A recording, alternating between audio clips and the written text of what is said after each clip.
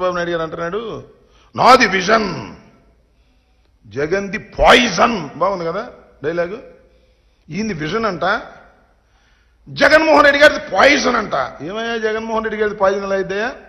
2,53,00,00,000 రూపాయలు బటన్ నొక్కి పేద ప్రజలకు ఇస్తే విషం ఎలా అవుతుంది చంద్రబాబు నాయుడు గారిని అడుగుతా ఉన్నా. నువ్వు విషం, నీ ఆలోచనల విషం, నీ శరీరంలో ప్రతి అణువు అణువు విషమేనని మనవి చేస్తున్నా. ఈ దేశ రాజకీయాల్లో నీ అంత విషపూరితమైనటువంటి రాజకీయవేత్త ఎవడు లేడు. అరికాల దగ్గర నుంచి నుదిటి ఎంట్రిక వరకు, తల మీద ఎంట్రుక వరకు విషంతో నిండిపోయినటువంటి వ్యక్తి నారా చంద్రబాబు నాయుడు. నేను ఒక్కటి మనవి చేస్తా, కావాలంటే చూసుకోండి, ఛాలెంజ్ చేస్తా. అత్యంత విషపూరితమైనటువంటి నల్ల త్రాసుని తీసుకొచ్చి చంద్రబాబు నాయుడు గారి ముందు పెట్టండి. ఆయన అటు చూస్తే చాలు, అది విషం కక్కు చావపోతే నన్ను అడగండి. అంత విషపూరితమైన మనిషి నారా చంద్రబాబు నాయుడు గారు ఇవాళ జగన్మోహన్ రెడ్డి గారిని పాయిజన్ అనేటువంటి పరిస్థితికి వచ్చి ఏదో ఒక విధంగా బురద జల్లాలనేటువంటి ప్రయత్నం చేస్తున్నటువంటి పరిస్థితులు. ఎందుకంటే ఇదే చివరి ఎన్నిక పాపం ఆయనే చెప్పుకున్నాడు, విన్నారుగా, ఈసారి నేను ముఖ్యమంత్రి కాకపోతే ఇక నాకు ఎలక్షన్ లేవన్నాడు. ఈసారి ముఖ్యమంత్రి కాకపోతే ఇక నేను అసెంబ్లీకి రానన్నాడు. అది ఖాయమైపోతుంది.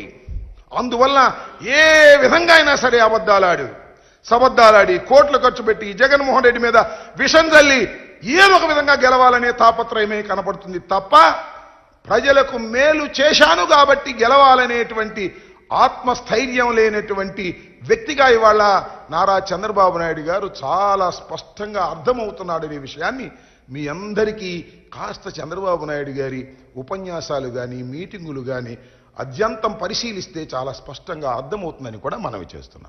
ఎస్, ఇవాళ జగన్మోహన్ రెడ్డి గారు భీమిల్లో బహిరంగ సభ పెట్టారు.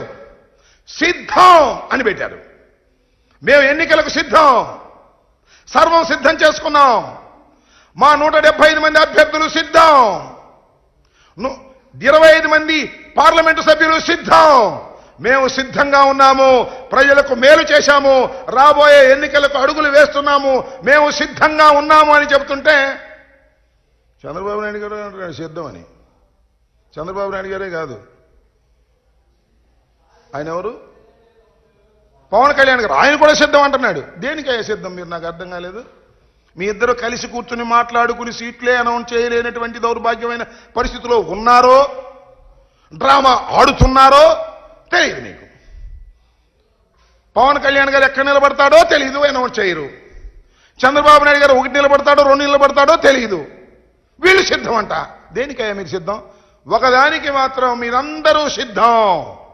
ఎన్నికలు అయిపోయిన తర్వాత తట్ట బొట్ట సర్దుకొని హైదరాబాదు నివాసానికి చేరడానికి అందరూ సిద్ధంగా ఉన్నారు.